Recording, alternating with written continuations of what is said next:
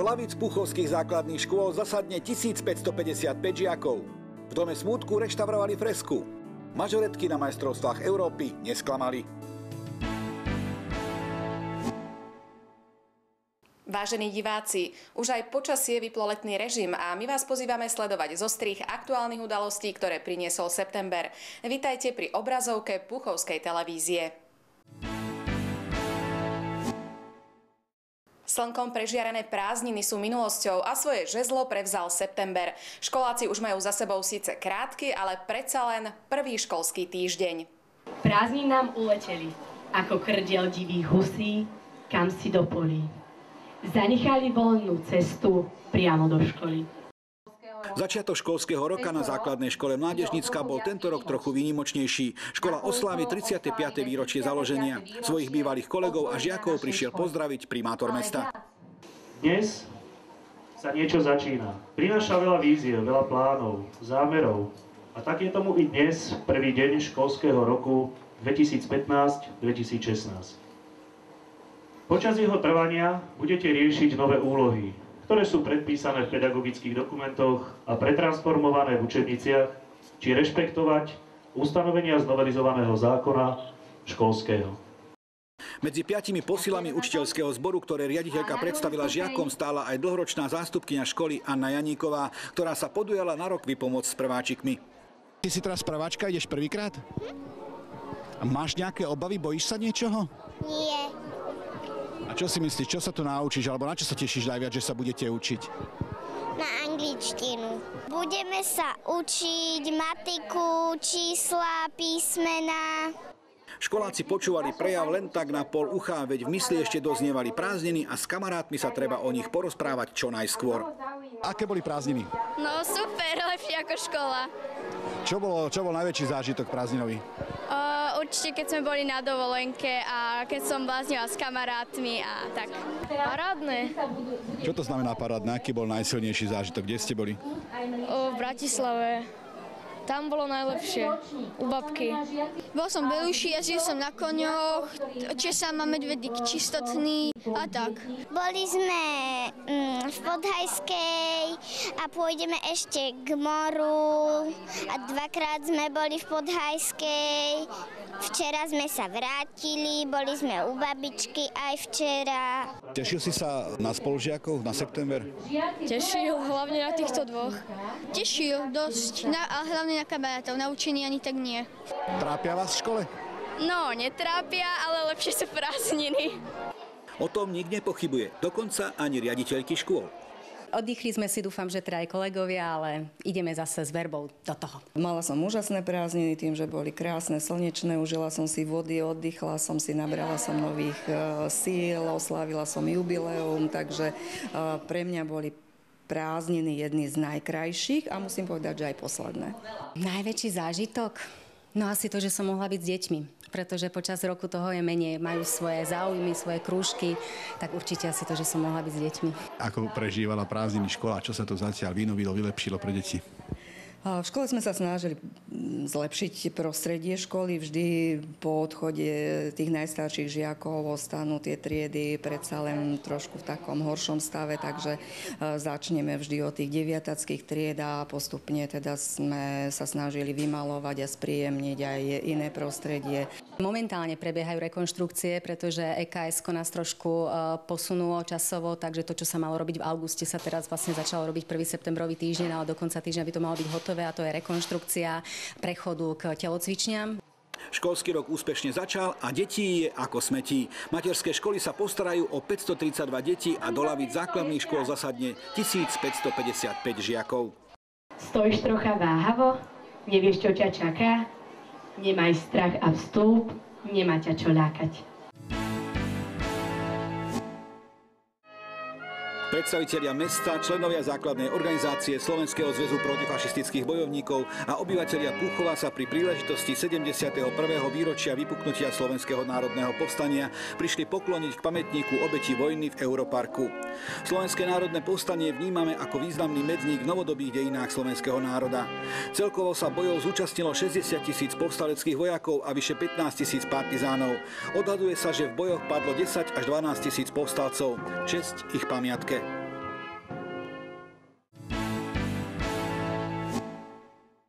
V druhej polovici augusta zasadala aj Komisia vzdelávania, kultúry a sociálneho zabezpečenia. Prinášame vám z nej sumár najdôležitejších bodov, ku ktorým sa vyjadrovala. Hneď v úvode členovia komisie prejednávali žiadosti o poskytnutie dotácií z mesta, ktoré boli na úrad doručené do 31. júla. Slovenská rada rodičovských združení, rodičovské združenie pri základnej škole Slovanská 23, ktorá v spolupráci s poslancami pripravuje ako každý rok podujatie zamerané na Mikuláš deťom. Žiadajú 600 €. Keďže v minulosti rodičovská rada pri základnej škole Slovanská žiadala na rovnakú akciu prispieť 3-krát menej, členovia komisie odporúčili Mestskej rade, ktorá má v týchto záležitostiach schvaľovaciu právomoc, aj v tomto roku prispieť na darčekové balíčky rovnakou sumou, teda 200 €. Súkromné centrum voľného času Svätopluková 1465 Púchov žiadajú o poskytnutie dotácie vo výške 199 € na štartovné na majstrovstvá Európy 2015, ktorého sa zúčastnia tanečníci tanečného klubu Evita. Rovnaká organizácia mala podanú aj ďalšiu žiadosť o príspevok v tej istej výške, ktorým by mesto malo prispieť na materiálne zabezpečenie letného tábora. Obe žiadosti členovia komisie odobrili na schválenie do Mestskej rady.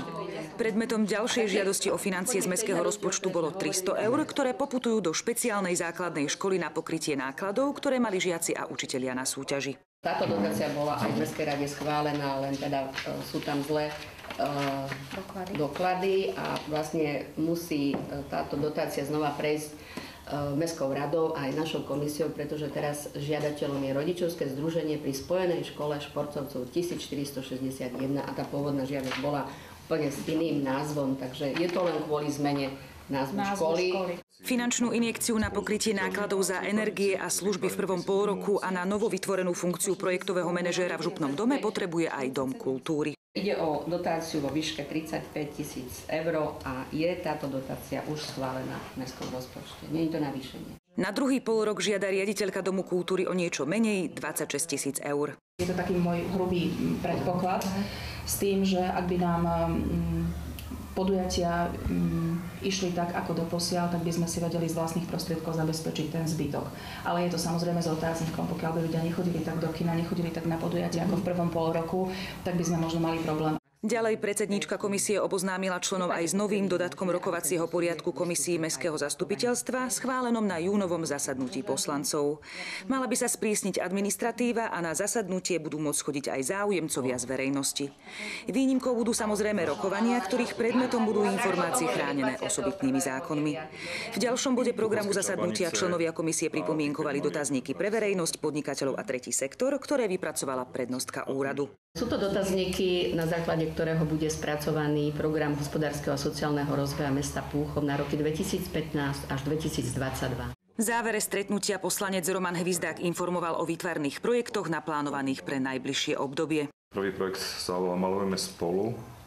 Je zameraný pre materské a základné školy. Tento projekt je taká voľnočasová vzdelávacia aktivita, ktorej úlohou je spríjemnenie prázdnych a nezaujímavých plôch na stene. Pokračovať sa bude aj v púchovských čarbaniciach určených pre najmenších. Ocenené alebo najlepšie práce mesto vyhodnotí, zaramujeme práce a keď bude ples v januári primátorský, tak budeme robiť aukciu. Mesto bude participovať aj na celoslovenskom projekte Okná do rozprávok, kde v najbližšej fáze Roman Hvizdák zrealizuje maľby v priestoroch detskej onkológie v Bratislave.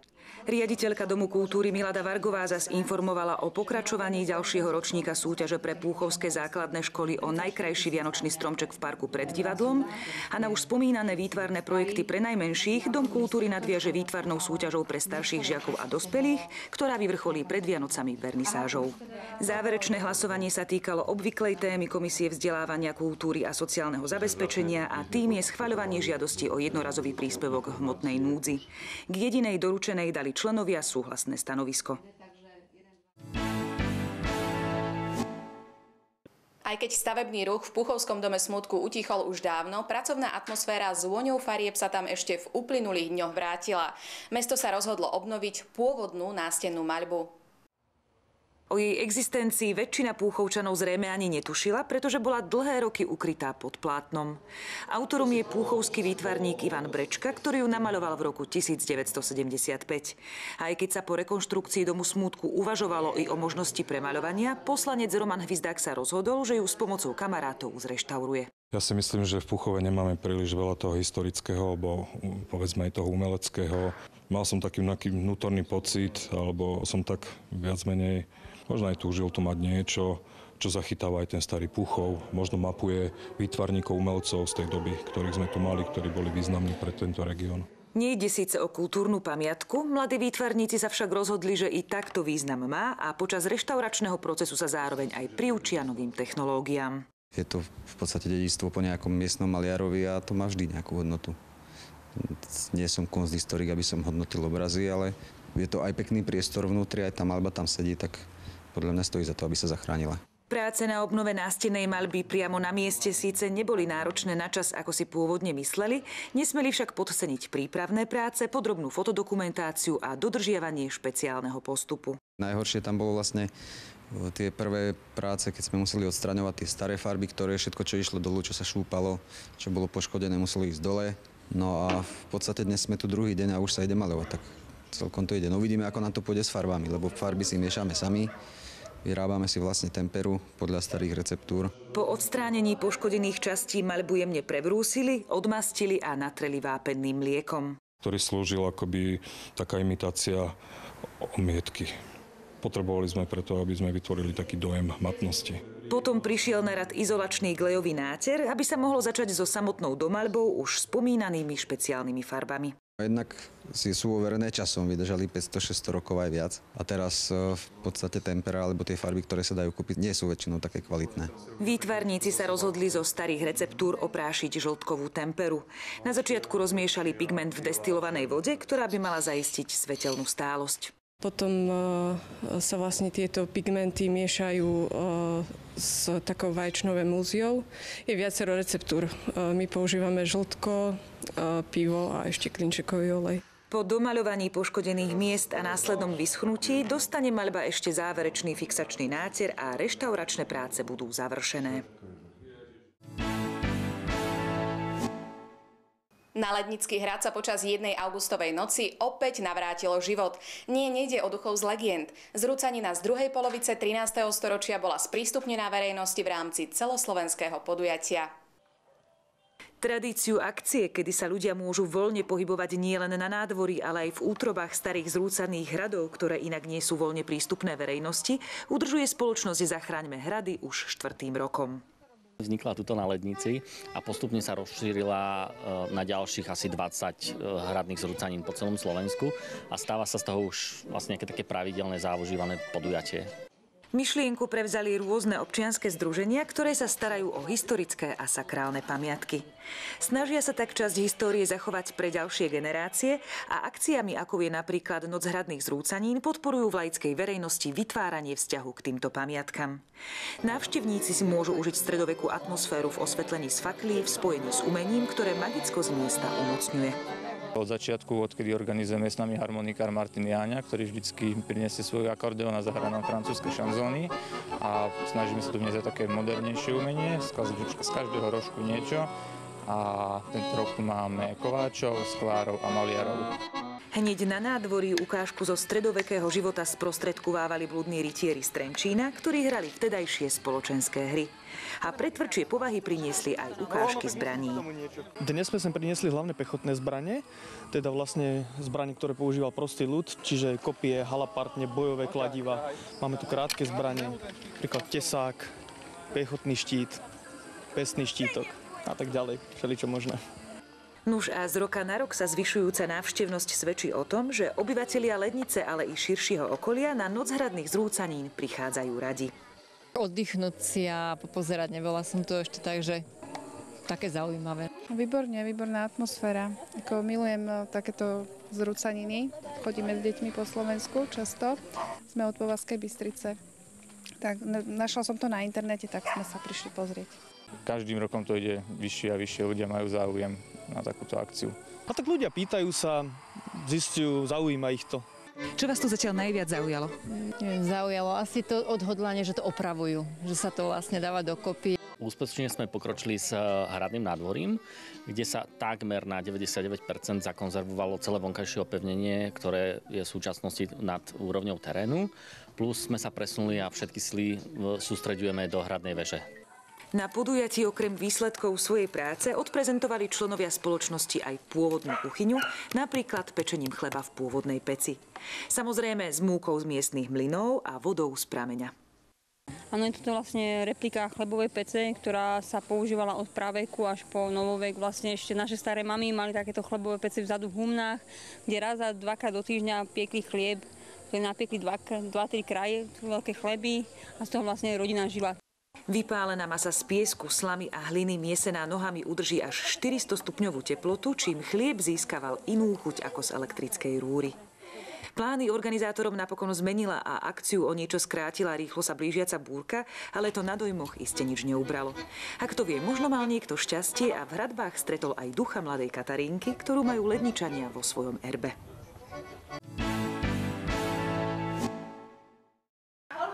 Kultúrne leto v Púchove sa so svojím posledným podujatím presunulo do veľkej sály divadla. Bola ňou situačná komédia z Zlínskeho mestského divadla Zbúranie hviezd. Autorky Janka Ryšánek-Šmitová a Marie Doleželová napísali komédiu o strastiach, túžbách a sklamaniach 5 vydávajúcich sa žien a jedného muža hercom priamo na telo. 6 videachtivých osôb trénuje šéfka profesionálnej predsvadobnej agentúry, ktorá je ale sama slobodná. V tejto metafore sa český humor trafil do reality slovenského života. Nie je divu, že hra mala aj u púchovských divákov veľký úspech. Leto prinieslo viacero hudobných festivalov a hoci na väčšine vládla elektronická hudba, predsa len na mnohých nesmela chýbať stará dobrá heligónka. Z nášho archívu vám ponúkame príspevok o jej histórii. História ťahacích harmoník sa začína niekedy v 18. storočí harmonikami fúkacími. Výrobcovia hudobných nástrojov v snahe o ich zdokonalenie sa napokon dopracovali až k ich dnešnej podobe. No, heligónku si dal patentovať, myslím, že to bolo v roku 1822, nejaký Friedrich Buschmann sa volal, v Berlíne, bol to nejaký ako nástrojár, si dal takú gombičkovú harmoniku patentovať a veľmi sa to potom rozšírilo. Nástroj putoval z Nemecka do Čiech, kde vzniklo veľa výrobcov, no a na druhú stranu javorníkov to bolo už len kúsok. Heligónka začala svoju cestu k srdciam Slovákov. Na Slovensku tým folklór neutrpel, lebo tí hráči, to čo mali v krvi, čo hrali na husle, čo hrali na tie nástroje, tak to oni dali do tej heligónky a presne to bolo poznať, keď sa stretli ako heligónkári z viacerých častí Slovenska, tak to bolo veľmi pestré. Folklór síce neutrpel, no huslisti a hlavne gajdoši prišli o kšeft. Kde bola dovtedy potrebná celá muzika, zrazu stačil jeden heligónkár. A už v tejto malej bedničke, v tej heligónke bol vlastne celá muzika ukrytá, lebo bol tom ako solo na pravú stranu, čo hral a mohol ešte povyše gombíkov, po 2, po 3 a na druhej strane boli basy a kontry. Keď to počuli, tak chceli to mať a tak vedeli obetovať tí peniaze na to a doniesli to sem. Najbežnejšie heligónky sú dodnes 2- a 3-radové. Každý rad gombičiek na tastatúre patril jednej stupnici. Zároveň mohla každá gombička spúšťať nie 1, ale i 2, 3 či dokonca 4 spoluladiace hlasy. Čiže boli heligónky 2, 3 a výnimočne i viac hlasé. Toto je heligónka ladená DG. Dá sa používať veľmi dobre k huslovej muzike. Prvý rád je D-dur, druhý rád je G-dur. Potom sa tu dá hrať ešte z tohoto prvého radu cez poltóny sa dá hrať E-mol, tuto sa dá hrať A-mol, dá sa tu hrať aj C-dur. Heligónka je diatonickou harmonikou, čo značí, že tón je pri ťahaní a stláčaní mecha nástroja rozdielny. Jej názov je odvodený od nezvyčajne hlbokých basových hlasov, ktoré iné diatonické harmoniky nemajú. Toto je pianovka harmonika, toto sú basy pianové. No. Takže tá pianovka nemá taký hlboký bas, hlboký hlas, ako je autentický pre tú heligónku. A takto vyzerá usporiadanie tzv. Orgánkov v trojhlasej heligónke. Jedna klapka zodpovedá jeden hlas. Tak toto je stredový. Jeden hlas, druhý, tretí a druhá zas na druhej strane. Jeden, druhý, tretí. Boli nemecké Dixové hlasy, potom boli talianské hlasy, francúzske hlasy a ono tú zabarvenosťou sa líšili. Pri pohľade na ladenie heligonky si človek mimovoľne spomenie na vlka z rozprávky o 7 kozliatkách, ktorý si u kováča dal stenšovať hlas. Keď chceme zdvihnúť tento tón, tak musíme pobrúsiť na konci ten hlas a tým pádom dostaneme hore. Keď chceme znížiť tón, tak brúsime sem tuto a dostaneme ten tón dole.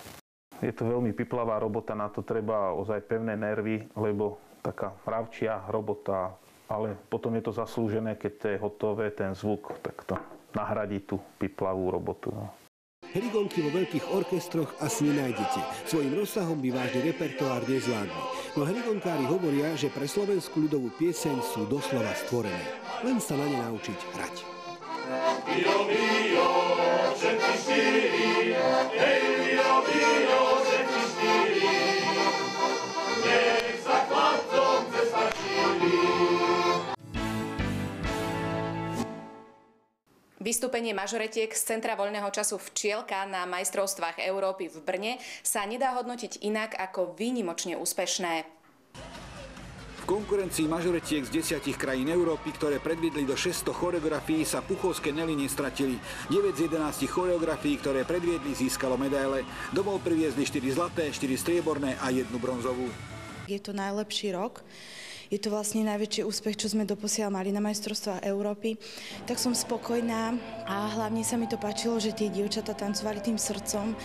Všetky tie chyby, čo sme si hovorili, tak nás posluchli, šli fakt naplno. Sme na nich veľmi hrdí, pretože si zaslúžia, lebo tvrdo trénovali a myslím, že aj na tej afterparty potom sa im nejako budeme revanžovať.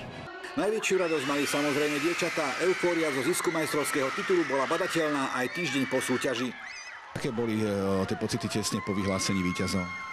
Tak úžasné, no. Začali sme kričať, objímať sa. Fanklub začal skandovať náš názov súboru. Ja som to fakt nečakala, ale bolo to naozaj super. My sme to užili, to prvé miesto. Ten fanklub, čo tam bol, čo vytvorili tí rodičia, to bolo niečo neskutočné. Bolo to tam počuť proste tie 4 dni a bolo to fakt vynikajúce, lebo tie dievčatá boli také smelšie. Pomohlo vám to, že vás podporoval fanklub? Hej, lebo tí porodcovia, oni mali také tváre, ale keď sme sa pozreli na ten fanklub, keď nás začali pozbudzovať, tak to hneď lepšie vyzeralo.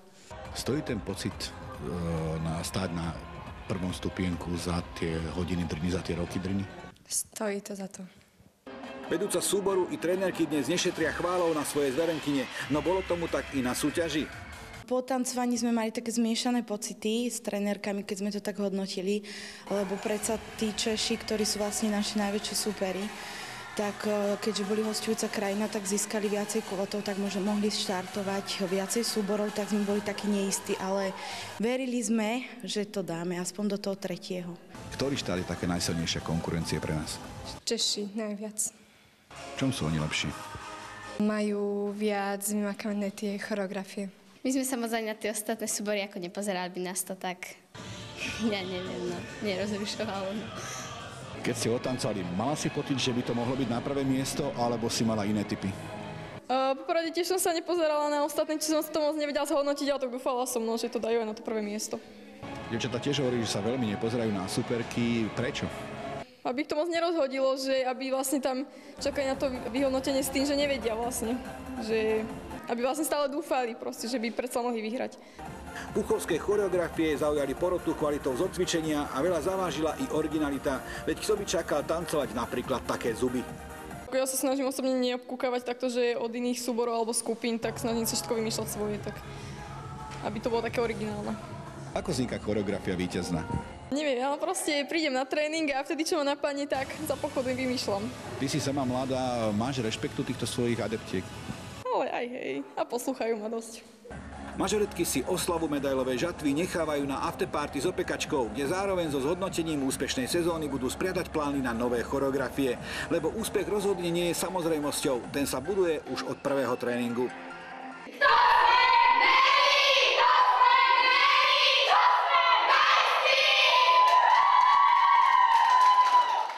Po krátkej odmlke vám predstavujeme ďalšieho zo starostov nováčikov. Pod novým vedením beží život aj v pohraničnej obci Lysá pod Makytou. Za nového štatutárneho zástupcu vybrali voliči v Lysej spomedzi 4 kandidátov 35-ročného Michala Ondričku, ktorý kandidoval pod hlavičkou Smeru.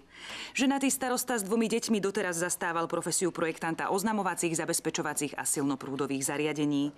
Keďže bol 4 roky poslancom v obecnom zastupiteľstve, do volebného boja nešiel s neznalosťou miestnych pomerov. Mal som prehľad o tom, ako naša obec funguje, ako hospodári. Vedel som, že v podstate hospodárenie obce je vyrovnané a hlavným motivantom pre mňa boli občania. Práve tí ho zastavovali na ulici a posmeľovali k podaniu kandidátky.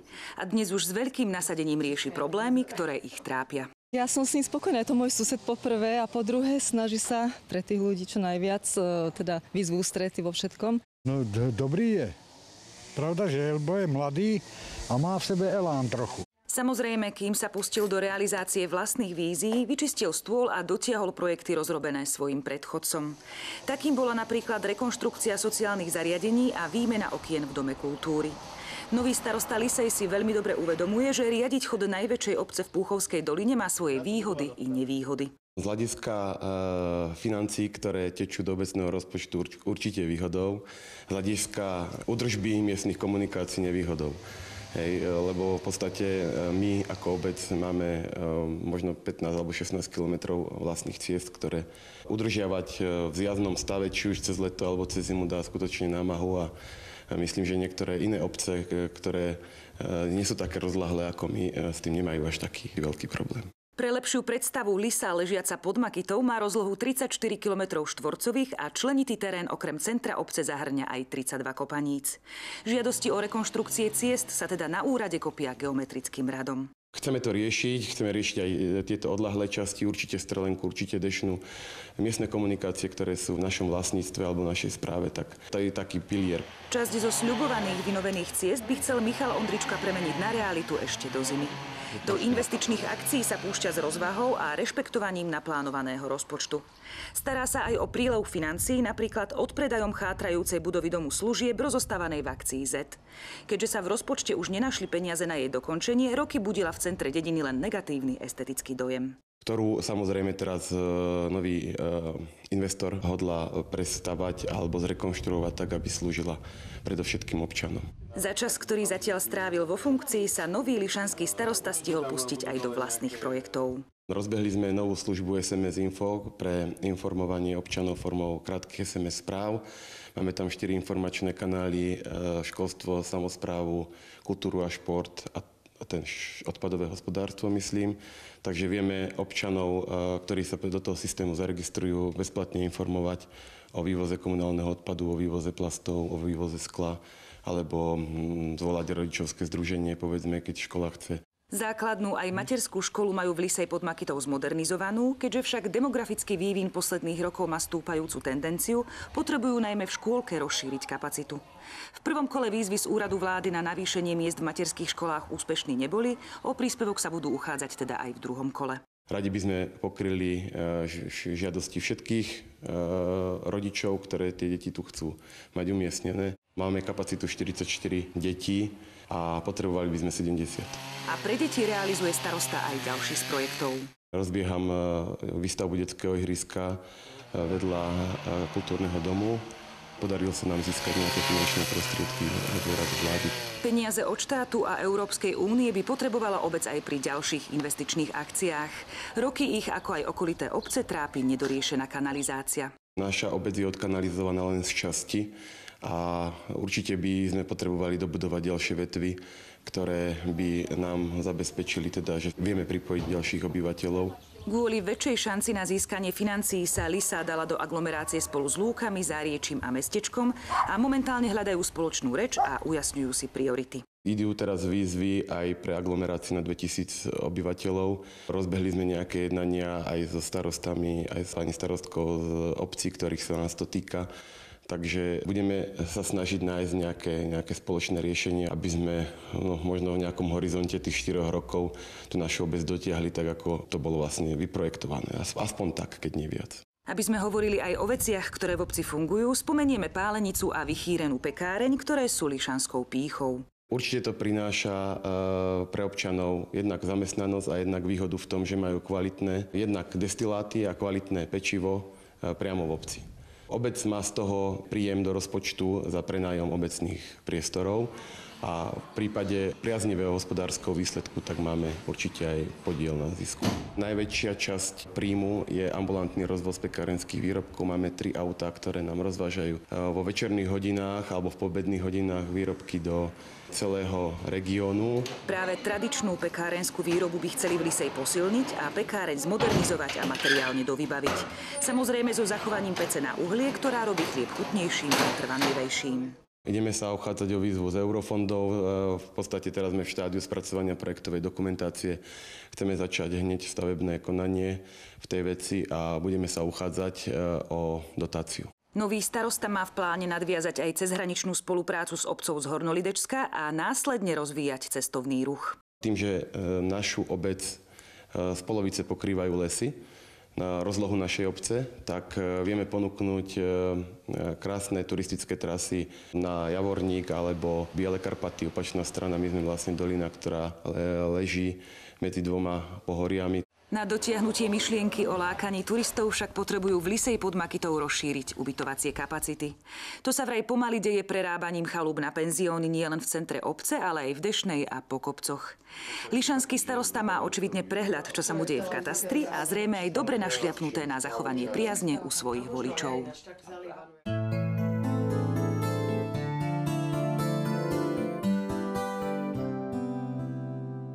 Celý svet môže byť na dosah. Spoľahnite sa na služby autodopravy firmy Lignum, MDV Plus a Axureal. Poskytujeme vnútroštátnu i medzinárodnú prepravu. Ponúkame servis i pneuservis pre osobné a nákladné vozidlá. Predávame najlacnejšie pohodné hmoty v regióne. Naša spoločnosť sa tiež špecializuje na získanie kvalifikačnej karty vodičov podľa zákona 280/2006 o základnej kvalifikácii, a to pre vodičské preukazy skupiny C a D. Kontaktujte nás na telefónnom čísle 042 47 11 312 alebo navštívte v sídle firmy v Strženiciach v areáli bývalého družstva.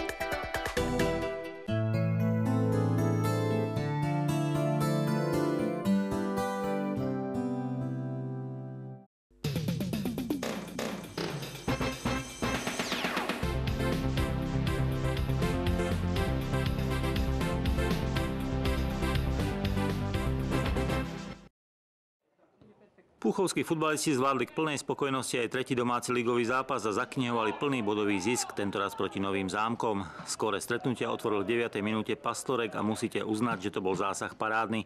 Po dlhej prihrávke od Brezničana sa Pastorek s loptou nemaznal a prudko ju poslal ponad prekvapeného Rusnáka do siete.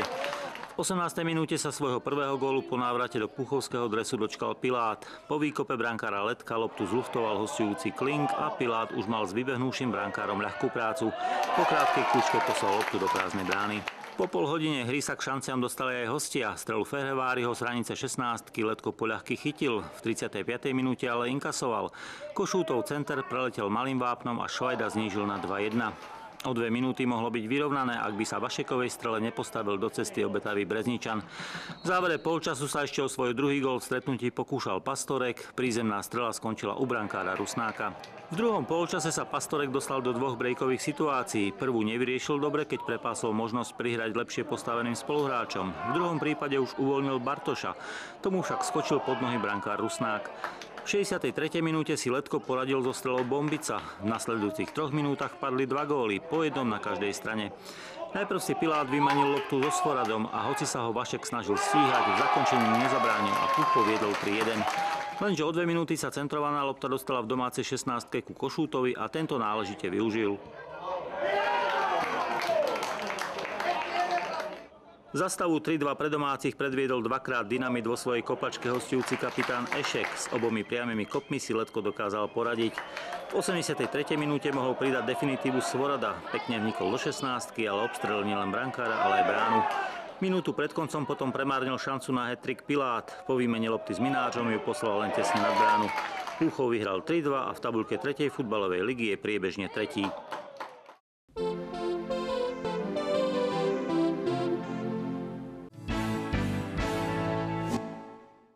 Milí diváci, obsah nášho magazínu sme naplnili. Lúčime sa s vami s presvedčením, že september prinesie úspech nielen školákom. Dovidenia o týždeň.